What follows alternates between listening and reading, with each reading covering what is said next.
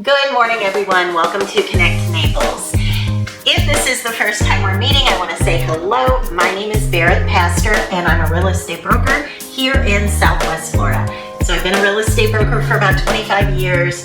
So hopefully I'm coming to you from a place of experience and education, and I can kind of help you get to know the area, get to know all the good things, all the not so good things about Southwest Florida. So in today's video, we're going to be doing something a little bit different. So I thought it would be kind of fun to go through and show you all of the things and how we identify them in Florida. So what do I mean by that? So things like, what's a lanai? What is a pool cage? What does a hurricane shutter look like? What do impact windows look like?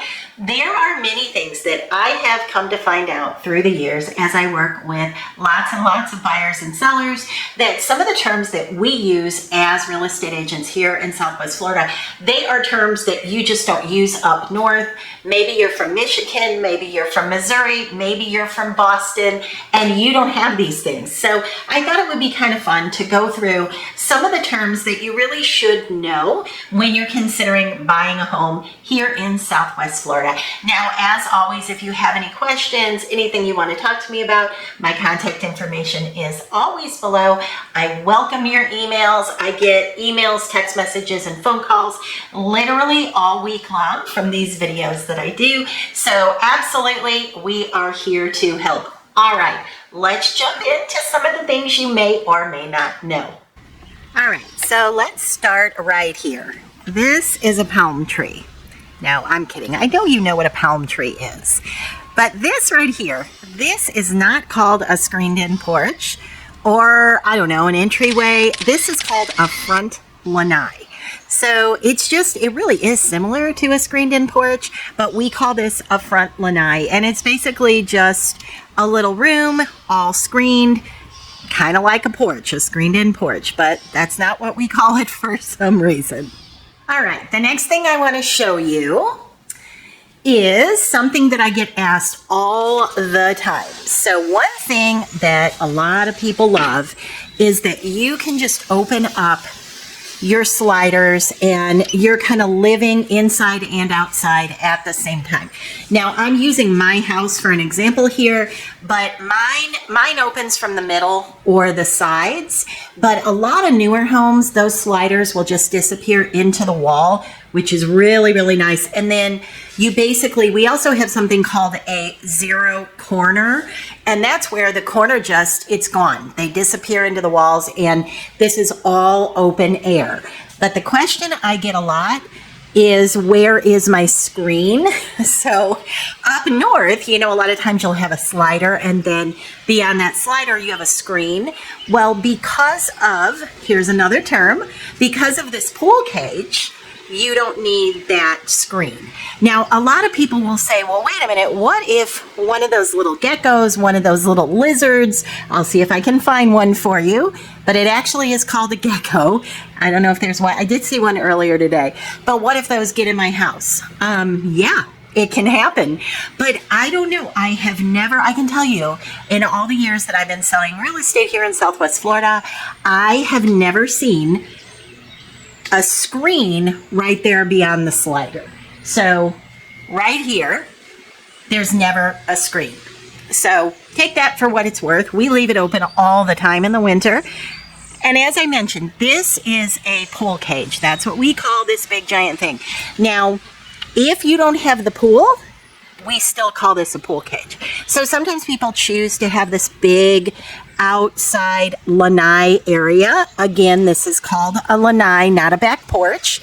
So a lot of times people they want this big lanai and they don't put the pool in. We still call it a pool cage, and it's still a lanai out back. Now, one of the other things I want to show you, see here how my screen, this great big screen, there's no obstruction. So a lot of times you'll see a bar that runs right across the middle and it obstructs your view. I can see one way down across the way. Let's see if I can zoom you in close enough to see it. I'm not sure if you can see that or not, but usually there are bars that will go across your screen. I don't have that. This is called a picture window screen, and I did that because of the lake view. When I bought this house, it didn't have that. It had the bars going across. That's the older style that I wanted to be able to have. I wanted that clear shot view of this beautiful lake, so we use what's called a picture window screen. Now, I did mine on the side here as well, but not everybody does. Sometimes they'll put bars over on the side, just sort of support beams, but I didn't. We got a good price on it, so we went ahead and did the entire thing. Now, you may be thinking, well, does that make it less strong? And no, it does not. The screens that they use for these picture window screens, they're very, very strong. They're more dense, and they're supposed to be a lot more wind resistant. Let me walk up to this for you. So it's I know this is not doing anything for you, but it's very, very dense. It's just a lot stronger of a screen. Okay, next, impact resistant windows and doors. Mine are not. Mine are single hung, also known as terrible. So my windows and doors are really, really bad. We did put shutters up during the hurricane, and we did just fine, even though we live about a half mile from the water. We did fine, but we did have to put the hurricane shutters up. And right up there at the top, you can kind of see there are those things up there that look like bolts. They actually are bolts. So we have the manual kind. My husband's really handy. But it did take, even with my husband knowing what he's doing, it did take about an hour and a half, 2 hours in the Florida heat to get all of the hurricane shutters up. If you have impact resistant doors and windows, you don't need to do any of that because that's just about bulletproof. So keep that in mind. That's a huge upgrade and something you should be aware of. But like I said, I am not fortunate enough to have that.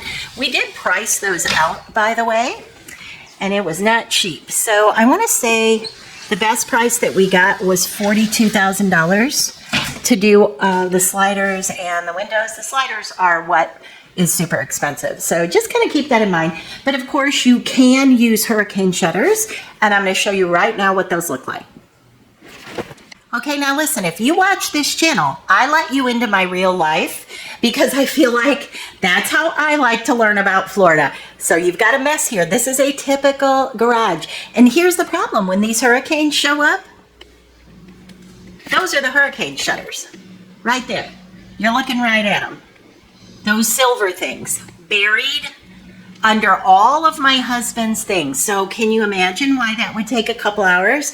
Because he doesn't have them where he should have them.